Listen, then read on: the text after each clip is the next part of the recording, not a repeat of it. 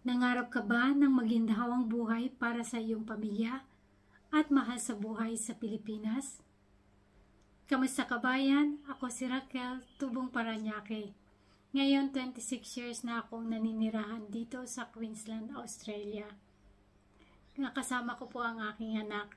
Ako po ay isang nurse at proud successful digital business owner.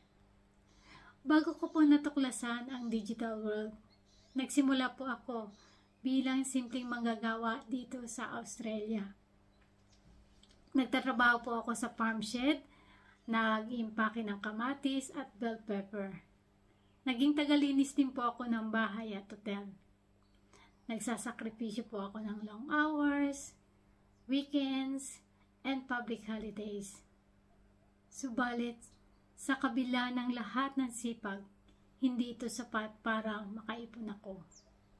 5 taon po bago ko nasilayan ang aking pamilya sa Pilipinas.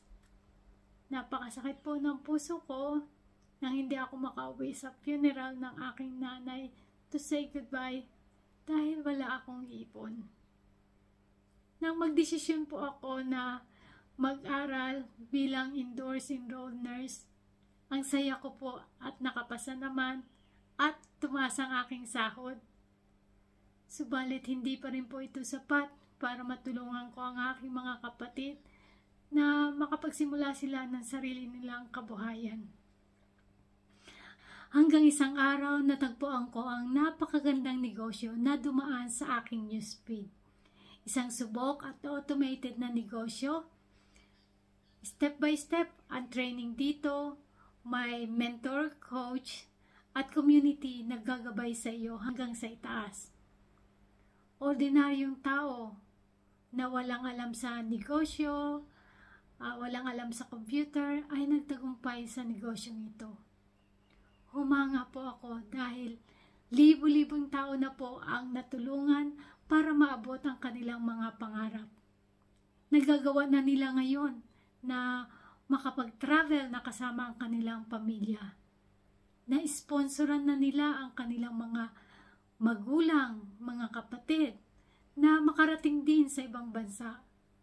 Ang iba naman, nakapag-retiro na ng maaga sa kanilang mga trabaho at na-enjoy na nila ang kanilang buhay. Kaya naman hindi ko pinalagpas nang makita ko ito.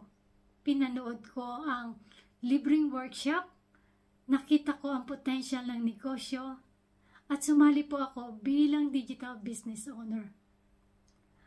Ang akala ko po noon, ang isang ordinaryong tao tulad ko na mahirap at walang mataas na pinag-aralan, ay walang pag-asang umunlad ang buhay at maging successful sa negosyo. Nagkamali po ako dahil marami na po ang nabago sa aking buhay. Unang-una po ang aking personal growth.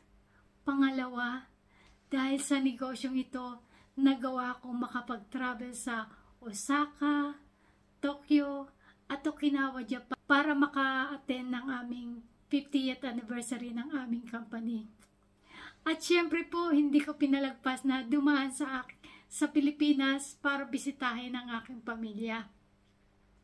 At ang famous island ng Boracay. Nakapag-travel na rin po ako dito sa Australia at nakabili po kami ng bahay. Ang hangarin ko ngayon ay maging inspirasyon din sa iba. Kaya kung ikaw ay may connection sa aking kwento at gusto mong malaman ang tungkol sa negosyong ito, irehistro lang ang iyong pangalan at email sa aking winning website www.raqueldreambusiness.com or magpadala ka ng mensahe sa akin at ipapadala ko ang isang link ng libreng workshop.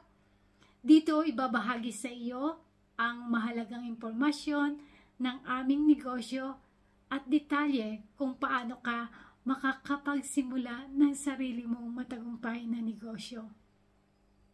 Tara kabayan, sabayan mo ako na tuparin natin ang iyong mga pangarap. Kung kaya ko, kaya mo rin.